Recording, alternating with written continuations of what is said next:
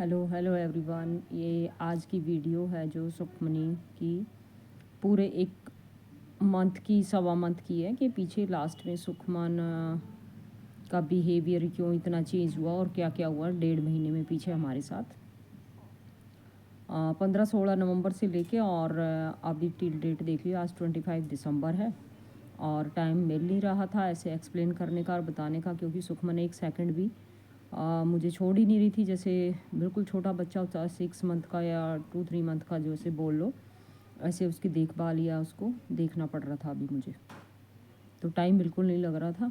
और अभी सुखमन काफ़ी स्टेबल है और साथ में मैडम के साथ धूप में वो अभी पढ़ रही है। पढ़ाई तो क्या है, इन दिनों में पढ़ाई कुछ नहीं है, एक थेरेपिस्ट की तरह ही मैडम हेल्प मेरी कर रहे हैं।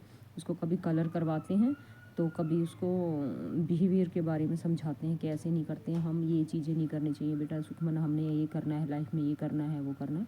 उसको सिर्फ हैंडल करने में इस टाइम मेरी हेल्प कर रहे हैं काफ़ी।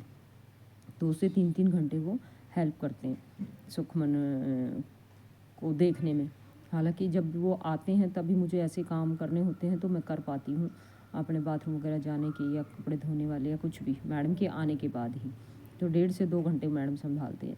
तो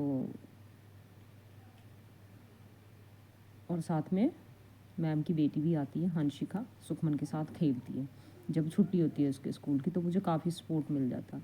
तो मैं आपको बताना चाह रही थी कि पीछे 1.5 महीना हमारे साथ क्या क्या हुआ और क्यों ऐसा हुआ सुखमन का। सुखमन को सर्दी लग गई, जैसे ही दिवाली ख़त्म हुई तो एकदम से मौसम चेंज हुआ। मौसम चेंज हुआ तो हमारे बच्चों में, वैसे ऑटिस्टिक बच्चों में बिहेवियर इशू तो आते ही आते हैं, चेंज होते हैं। पर सुखमन के 3 से 4 साल ऐसे बिहेवियर बिल्कुल भी चेंज कभी नहीं हुए थे जो इस बार इस तरह के बिहेवियर उसके अंदर आए हैं और चेंजिंग हुए हैं। हमने कभी सोचा नहीं था कि सुखमन में इतना चेंज आ जाएगा और बिहेवियर इशू इतने ज़्यादा बढ़ जाएंगे कि एक टाइम पे इतना सुखमन के अंदर रेशा बन गया और बलगम बन गया कि उसको सांस ही नहीं आ रही थी। ना मुंह से सांस आ रही थी, ना नाक से सांस ही नहीं आ रही थी उसको। और दवाई दी घर पे जो रखी थी उससे भी नहीं हो रहा था, और मतलब फिर उसको इमरजेंसी हॉस्पिटल में भी ले गए। माइंड का हॉस्पिटल था वो, ब्रेन का ही, जहाँ हम लेके गए। और मुझे वैसे पता था कि सुखमनी को रेशा बना है और ये सांस नहीं ले पा रही, इस वजह से सब ये दिक्कत आ रही है। और इसको रेशा जो बना है वो सर्दी के कारण ब्रेन पे ही इसके अटैक कर गया है और वो इसी वजह से इस तरह की प्रॉब्लम में है। बट जहाँ हम हॉस्पिटल में लेके गए, हमारे बच्चे बता तो पाते नहीं हैं अच्छे से, स्पीच होती है उनकी, लैंग्वेज इतनी डेवलप नहीं होती है कि वो बता पाए कि हमारी बॉडी में क्या हो रहा है, क्या डिस्कम्फर्ट हमें लग रहा है। तो जहाँ हम हॉस्पिटल में लेके गए तो वहाँ पे सुखमनी को ठंड फील हो रही थी, तो उसके कारण उसको एग्जाइटी हो रही थी और उसके हाथ थोड़े काँप रहे थे। जब उसके हाथ काँप रहे थे तो जो उसको बोलना आता है, जो हमारे बच्चों को आता है, वो वही बोलेंगे। और अपना जो बताने का तरीका होता है, या तो वो रोने लग जाते हैं या अजीब हरकतें करेंगे या कुछ करेंगे, पर वो हमें एक्सप्लेन नहीं कर पाते, वो इसीलिए करते हैं। तो वहाँ पे हॉस्पिटल में भी जहाँ डॉक्टर थे, साइकोलॉजिस्ट थे जो, उन्होंने तो बहुत अच्छे से बात सुनी और देखा भी और सब हैंडल भी किया, सुखमन को सारा कुछ किया। बट जो मेन डॉक्टर थे उन्होंने तो क्या बोलें कि हम उसके बाद फिर 2 हॉस्पिटल में लेके गए थे और लेके भी नहीं गए बाकी जगह पे और कहीं, फिर घर पे ही मैंने खुद से ही ट्रीटमेंट सुखमन का किया 1.5 महीने से। और जो मेन डॉक्टर थे, तो मेन जो डॉक्टर थी और माइंड का वो, मतलब ADHD माइंड का वो हॉस्पिटल था, पर जो उन्होंने वहाँ बोला ना कि बस पूछो मत वहाँ पे क्या हमारा हाल हुआ। बोलते आप अपने बच्चे को लेके बाहर बैठो।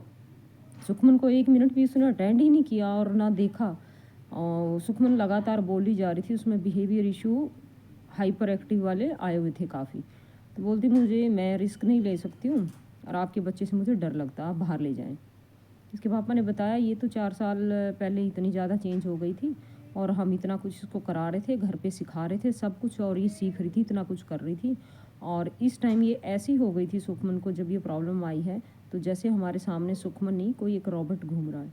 उसको सिर में हम हाथ लगा रहे हैं या फेस पे ऐसे ऐसे कर रहे हैं, आप सुखमनी हो बेटा, ऐसे सुखमनी हो बेटा आप, तो उसको पता लग रहा था हाँ मैं सुखमनी हूँ।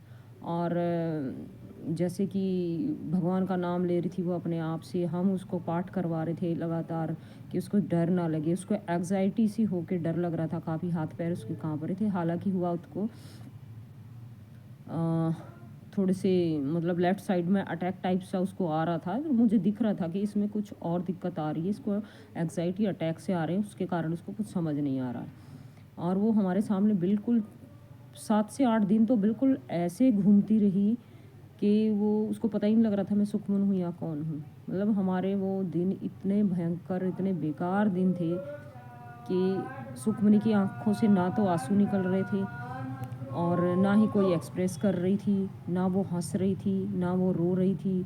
वो अजीब तरह जैसे कोई रोबोट होता है ना, रोबोट या पत्थर होता है, वैसे बन गई थी। ना वो रो रही थी, ना कुछ था। फिर जिस हॉस्पिटल में हम गए थे, जिस हॉस्पिटल में डॉक्टर ने बोला कि मुझे आपकी बच्ची से डर लग रहा, आप बच्चे को अपने बाहर ले जाओ। और सुखमन के पापा मैं बाहर आ गई सुखमन को लेके, और सुखमन के पापा से जो उन्होंने पूछा उसके अकॉर्डिंग उन्होंने मेडिसिन लिख दी। मेडिसिन लिख दी, सुखमन सो भी नहीं रही थी।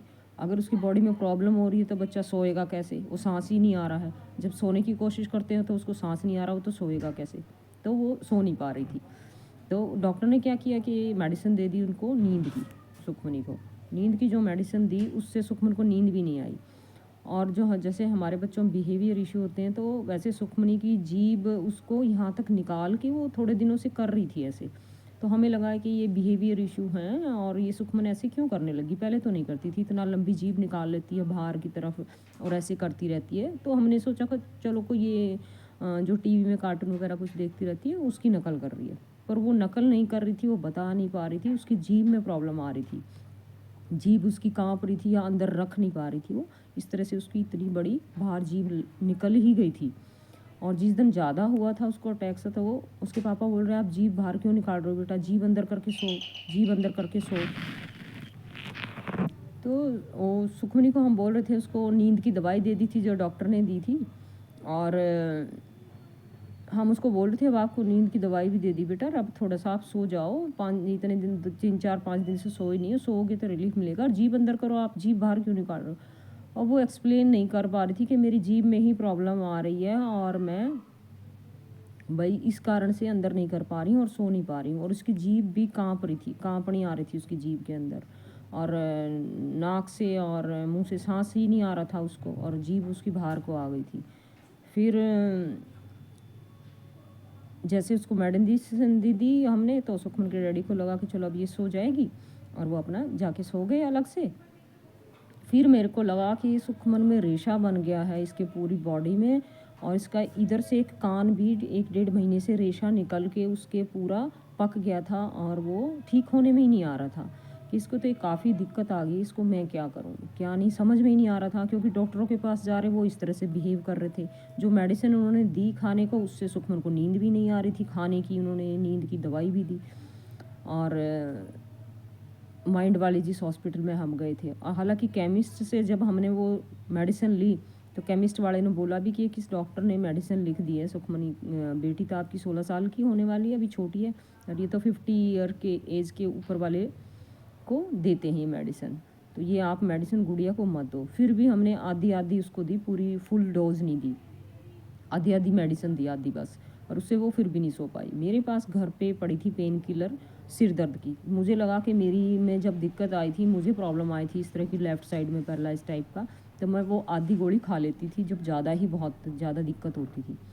तो मैंने लगा कि चलो जो होना है वो तो अब होना ही है, कुछ समझ में नहीं आ रहा। मैंने वो आधी मेडिसिन सुखमन को दी और सुखमनी की जीभ उस मेडिसिन से उसको रिलैक्स मिला और वो अंदर चली गई और सुखमनी सो गई। फिर सुबह अगले दिन मुझे समझ आया कि भी मुझे क्या करना चाहिए और क्या नहीं, क्योंकि डॉक्टरों के पास कुछ समझ ही नहीं आ रहा था।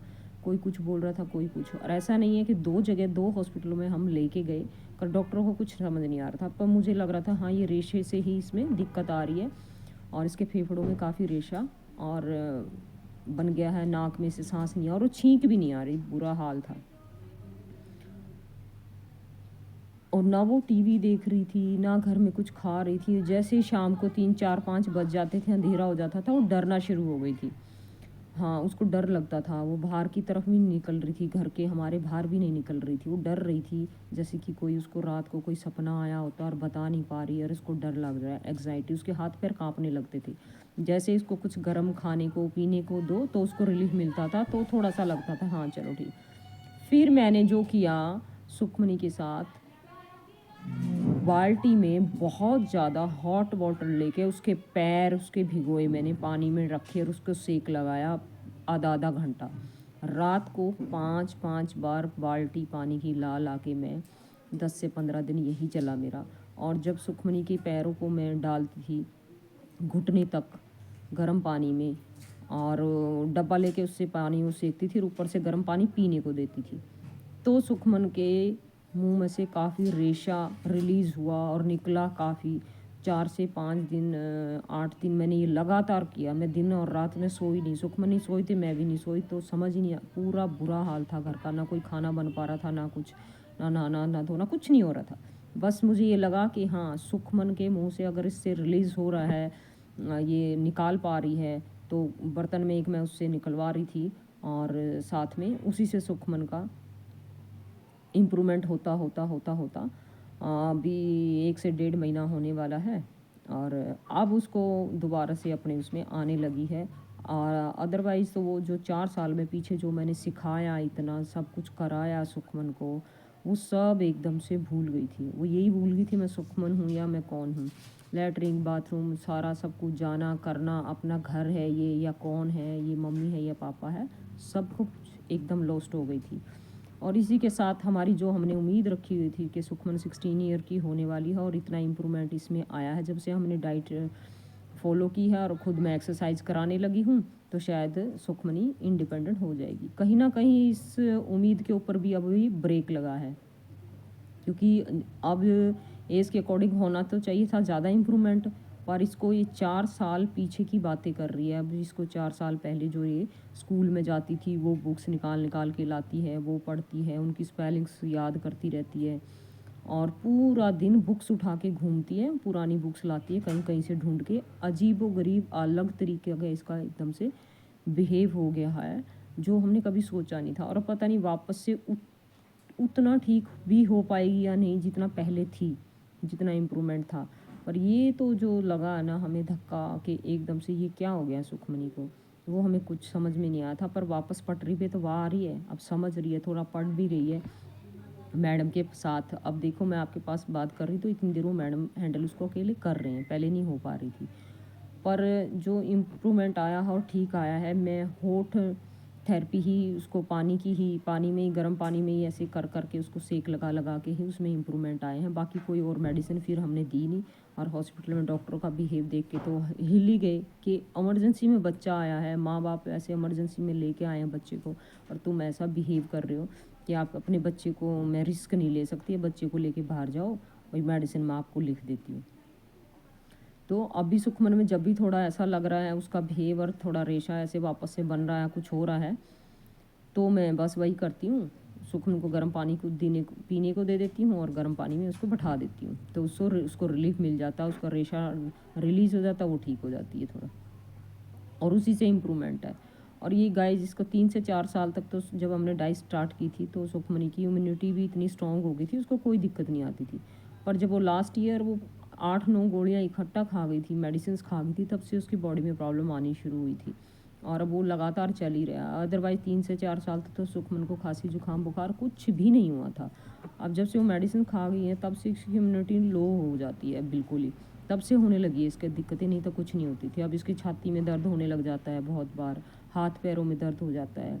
सुखमन की चाल भी चेंज हो गई है, एक लात से अब वो क्या बोलते हैं, लंगड़ा के थोड़ा चलती है उसके, और अदरवाइज़ उसमें कोई दिक्कत नहीं थी। अब वो टोज़ पे चलने लगी है, जो कभी वो टोज़ पे चली ही नहीं थी। जो ऑटिस्टिक बच्चे टोज़ पे चलते हैं, वो टोज़ पे चली ही नहीं थी, अब टोज़ पे भी चलने लगी है। रोड पे वो भागना छोड़ दिया था उसने, अब रोड पे उसको बाहर लेके जा रही हूँ मैं अगर पार्क में, तो दौड़ने लगती है हाथ छुड़वा के। ये सब कुछ भी नहीं था उसके अंदर, और एकदम से ऐसे आ गए हैं उसके अंदर बिहेवियर कि बस पूछो मत।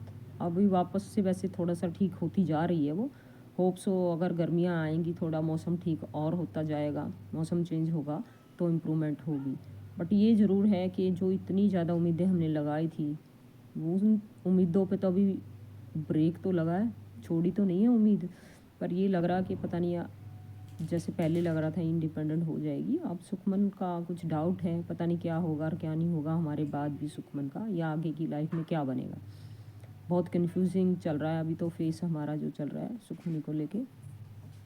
तो बताना भी इसलिए ज़रूरी था कि आने वाले टाइम में बहुत सारे ऑटिस्टिक न्यू बच्चे डायग्नोज हो रहे हैं और बहुत बच्चे आने वाले हैं, तो हाँ, लोगों को अवेयरनेस रहती है ऑटिज़म के बारे में या ऑटिस्टिक पेरेंट्स के बारे में, जैसे समाज किस तरह का बिहेव करता है। जब आने वाले अवेयरनेस रहेगी, अगर ये बातें अगर हमारे जैसे पेरेंट्स बताएंगे या अपने बच्चे की वीडियो डालेंगे, हम लोग हमारे साथ क्या क्या बिहेव होता है समाज में, या हम कैसे सरवाइव कर रहे हैं अपने आप को और या अपने बच्चे को कैसे इस दुनिया में रख पा रहे हैं, तो इसलिए ये सब वीडियो डालने का भी मकसद यही होता है हम लोगों का।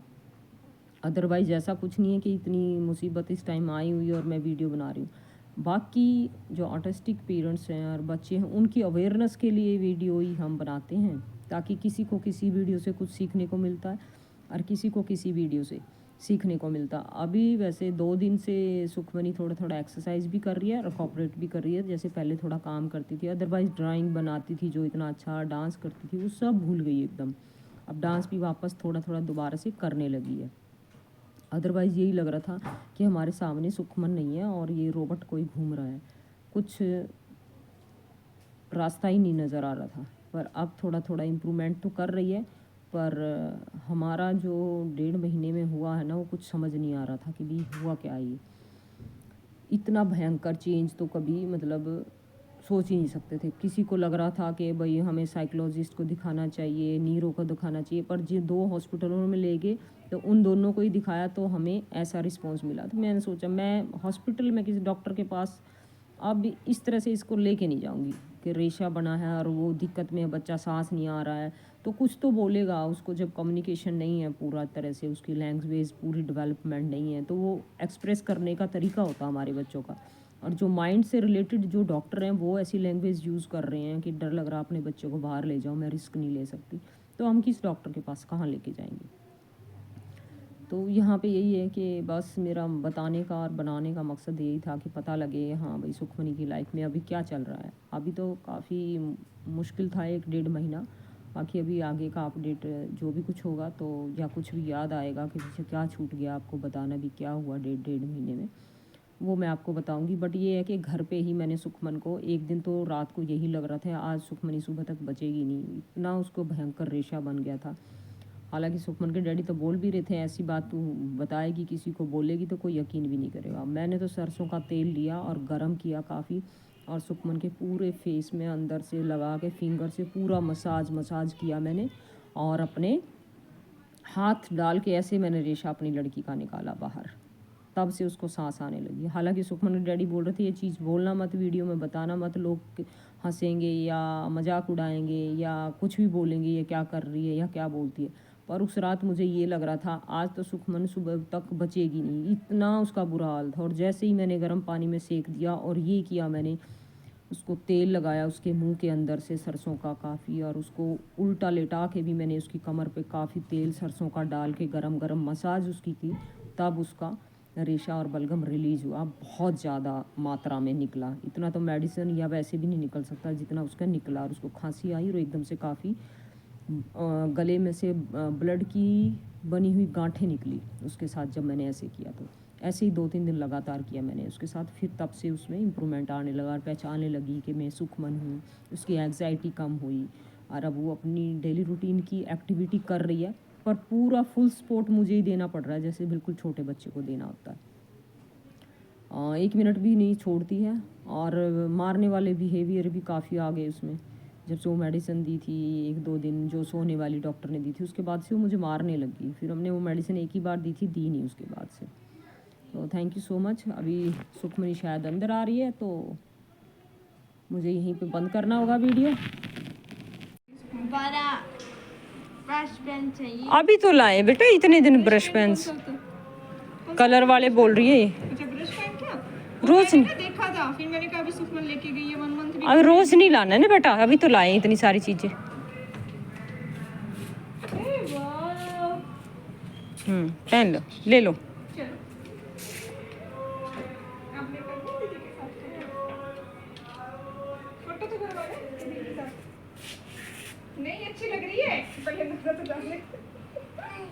नहीं कर क्यों नहीं कर सुखमन बोलो, सुखमन, सुखमन, इधर देख बच्चा, फोटो इधर मम्मा के सामने इधर देखो गुड़िया, सुखमनी। कोई बात नहीं, कोई बात नहीं, आराम से। टोपी पहननी है बेटा, टोपी हटानी पड़ेगी। ये लो, ये लो, ये दे दो मुझे। इधर देखो सुखमनी। अच्छे बच्चे बनेगा। अरे अच्छा मैडम स्टाइलिश नहीं हो रखी थी।